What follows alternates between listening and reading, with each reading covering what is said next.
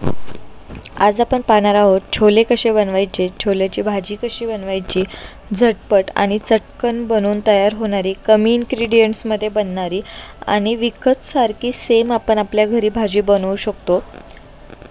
तर इथे मी पराठ्याबरोबर ती सर्व केलेली आहे। तुम्ही तुमच्या आवडीच्या प्रमाणानुसार तुमच्या आवडीनुसार तुम्ही कशाबरोबर देखील सर्व करू शकता। बटोरे बनवा किंवा पुऱ्या बनवा किंवा पोळी बनवा, तुम्हाला हवं त्याच्यानुसार तुम्ही सर्व करू शकता। तर इथे छोले बनवण्यासाठी मी काबुली चण्याचा वापर करणार आहे।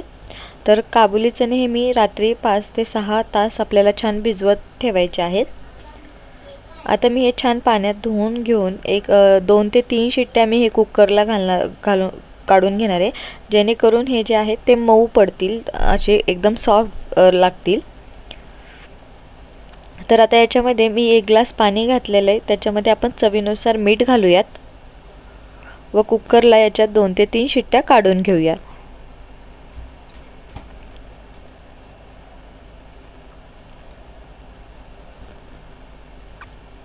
आता इथे मी मसाला बनवण्यासाठी एक मध्यम आकाराचा कांदा घेतलेला आहे व एक मध्यम आकाराचाच टोमॅटो देखील वापरणार आहे। तर कांद्याचे उभे असे काप करून घेणार आहे मी, पण हा जो कांदा आहे तो मी न भाजता म्हणजे भाजणार नाही आहे, हा कांदा फक्त उकळून घेणार आहे। याच्यातला जो कच्चा पण असतो आणि जी स्मेल असते ते निघून जाईपर्यंत मी छान हे 2 ते 3 मिनिटं पाण्यामध्ये उकळून घेणार आहे, थोडक्यात शिजवून घेणार आहे। तर याच्यामध्ये मी 1 ग्लास पाणी घातलेलं आहे। आता 5 ते 6 काजू घालणार आहे। काजूने काय होतं तर ही जी ग्रेव्ही आहे ती घट्ट बनण्यास मदत होते आणि जर आपण फक्त टोमॅटो आणि कांद्याचाच वापर केला तर कांदा एकीकडे आणि पाणी एकीकडे होतं।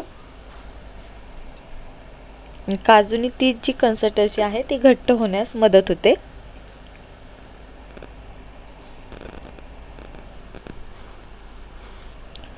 तर आता हे मी गॅसवर ठेवून 2 ते 3 मिनिटं छान वाफवून शिजवून घेणार आहे। तोपर्यंत इथे मी कांद्याचे उभे आडवे असे काप करून घेणार आहे।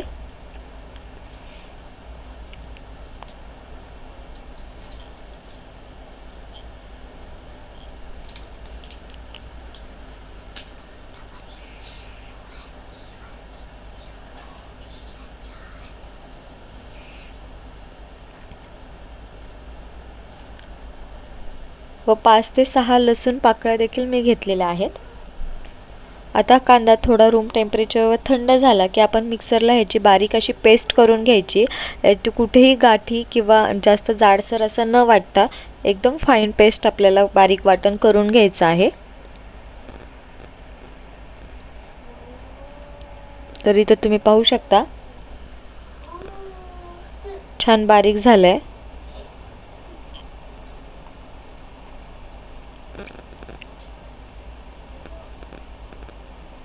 प्युरी इथं तुम्ही पाहू शकता एकदम अशी बारीक अशी पातळ अशी प्युरी करून घेतलेली मी आहे।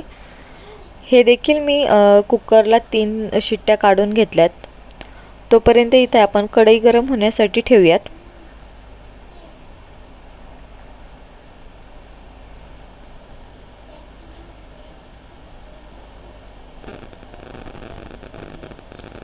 कढई छान गरम झाली की याच्यामध्ये आपण 2 ते 3 चमचे तेल घालूयात।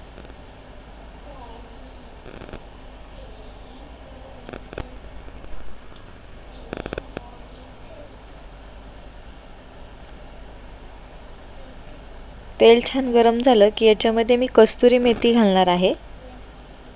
आता जी आपण प्युरी बारीक करून घेतली होती ती देखील याच्यामध्ये घालूयात व मी तेलामध्ये तेजपत्ता देखील घातलेला आहे।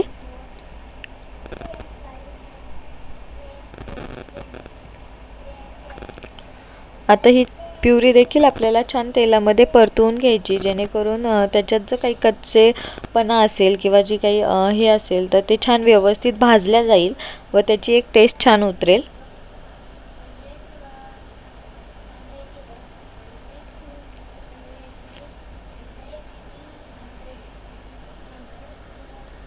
आता याच्यामध्ये आपण 2 चमचे धनापूड घालूयात, अर्धा चमचा हळद, 1 चमचा लाल तिखट, 1 चमचा गरम मसाला, व अर्धा चमचा अंबारी मसाला. हवं तर तुम्ही जगभरातले मसाले याच्यामध्ये घाला. आता हे मसाले छान एकजीव करून घ्यायचेत आपल्याला ग्रेव्हीमध्ये.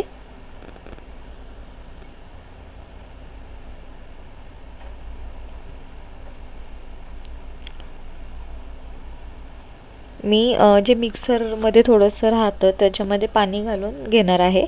थोडंसं पाणी घातलं आहे मी याच्यामध्ये.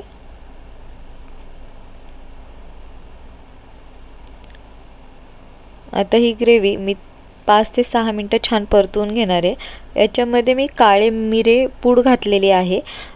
पूर्णपणे ऑप्शनल आहे, तुमच्याकडे असेल तर घाला, अदरवाईज तुम्ही काळे मिरे जेव्हा आपण तेल गरम होतं त्याच्यामध्ये 2 ते 3 मिरे टाकले तरी हरकत नाही, किंवा नाही टाकले तरीही काही हरकत नाही. अगदीच पाहिजे किंवा कंपल्सरी आहे असं काही नाही. ती मिरेपूड होती म्हणून मी 1 ते 2 चिमूटभर अशी मिरेपूड टाकलेली आहे. आता हे छान आपल्याला तेलामध्ये परतवून घ्यायचं आहे.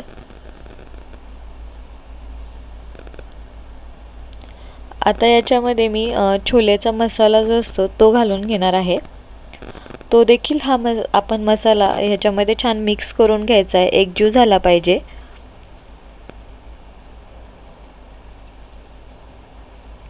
मी एव्हरेस्टचा मसाला वापरते.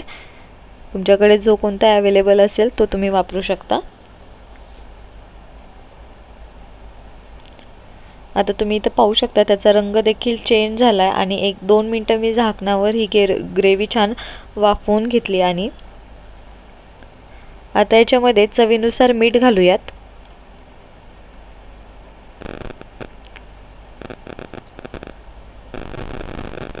एक 2 मिनटं परत वाफवून घेऊयात. तुम्ही इथं पाहू शकता त्याची कन्सिस्टन्सी देखील घट्ट झाली आहे आणि बाजूने देखील मसाल्याला छान तेल सुटतं. याचाच अर्थ आपला मसाला छान भाजला गेलेला आहे.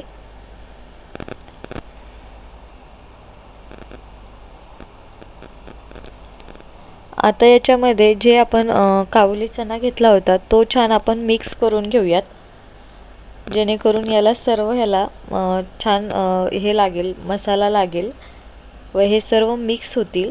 तर तुम्ही ते पाहू शकता याची जी कन्सिस्टन्सी एकदम घट्ट अशी झालेली आहे, पण मसाला मात्र आपल्या सर्व ग्रेव्ही छोल्यांना लागलेला आहे. तर आवश्यकतेनुसार याच्यामध्ये तुम्ही पाणी घालू शकता, जशी तुम्हाला मसाल्याची कन्सिस्टन्सी हवी आहे किंवा भाजीची कन्सिस्टन्सी जशी पाहिजे त्यानुसार तुम्ही याच्यामध्ये पाणी घाला. तर याच्यामध्ये मी 2 ग्लास पाणी घालून घेणार आहे.